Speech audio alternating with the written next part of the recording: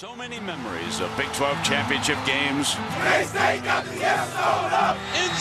bounds. Touchdown, touchdown. Got it. The Aggies upset Kansas State. Gonna throw it. Got it wide open, baby. And so fitting that the final championship game features two rivals connected across time. He's all the way home. Across borders. Before the Republic was even formed. But territory is still turf. Home soil, and the schools that stand on it are symbols of the proud states they serve. So when these teams meet, there's more than a game on the line, even when the Big 12 title is at stake like today. No, this one is about legacies and long-held grudges. This is Exhibit A for rivalry, for what the word truly means. This is Oklahoma versus Nebraska, the land, the people, and their teams. Looking live at Cowboys Stadium in Arlington, Texas. Tonight, for the final time, Oklahoma and Nebraska will play for a Big 12 championship. Folks, we welcome you to the Dr. Pepper Big 12 Championship on ABC. This, of course, is one of the great rivalries in the history of college football.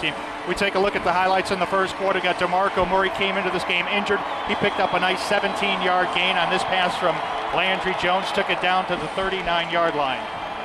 Yeah, and then Roy Hello, 66 yards on the first play here for the Nebraska offense after a turnover. It's 7-0 Nebraska at that point. We talked about Taylor Martinez in the pregame show. He did start, but it was Hello who did most of the damage on the ground. Yeah, and then after another 3-and-out by the Sooners, Nebraska's Alex Henry, the best kicker in the country, made it 10-0 with that 53-yard field goal, which easily could have been 63 yards. Yeah, and then a little special teams. Ryan Broyles muffs the punt, and this was a huge play in the game that he could get back on it and recover for the Oklahoma Sooners, because it's 10-0 and things are just snowballing at that point as we go to the second quarter, Bob. Yeah, things look bad. Courtney Osborne intercepted Jones, has returned it to the 12-yard line, 33 yards. Broyles stripped the ball. OU recovered it. However, Bo Pelini, a great call over here as he challenged it, and Nebraska got the ball back. Yeah, and then Rex Burkhead with a 5-yard touchdown pass. Burkhead, of course, is the running back, but out of the Wildcat, the throw here to Kyler Reed, 17-0, and then Oklahoma starts to pick it up a little bit. Daniel, the game's over. No, just kidding.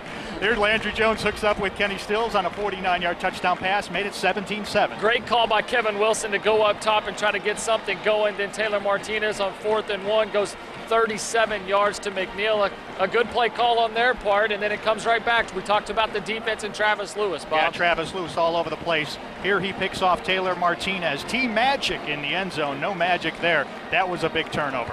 And then 4th and 2 for Oklahoma. I thought this was maybe the best play call for Kevin Wilson the whole day. The bootleg by Landry Jones goes 17 yards, picks up the first down. I don't think Landry Jones has run a bootleg all year, and they pull it out tonight. No, he hasn't, and that led to a 26-yard field goal from Jimmy Stevens. That cut it to 17-10 at that point, and OU was back in the football game.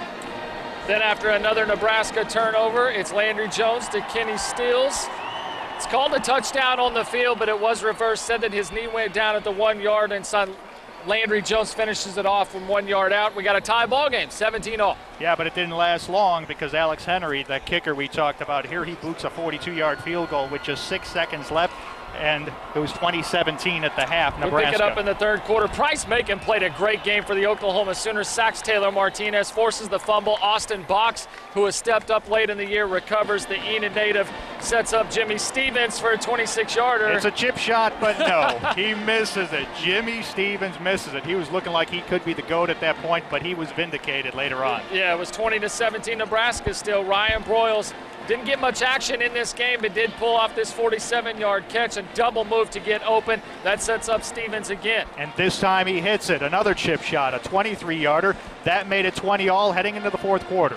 And fourth quarter, Travis Lewis does it again, and that Oklahoma defense didn't allow a point in the second half. The fumble recovery, and that's going to set up Jimmy Stevens once again. It's a lot of Jimmy Stevens, but we talked about how good that Nebraska defense is. Yep, he's the hero this time.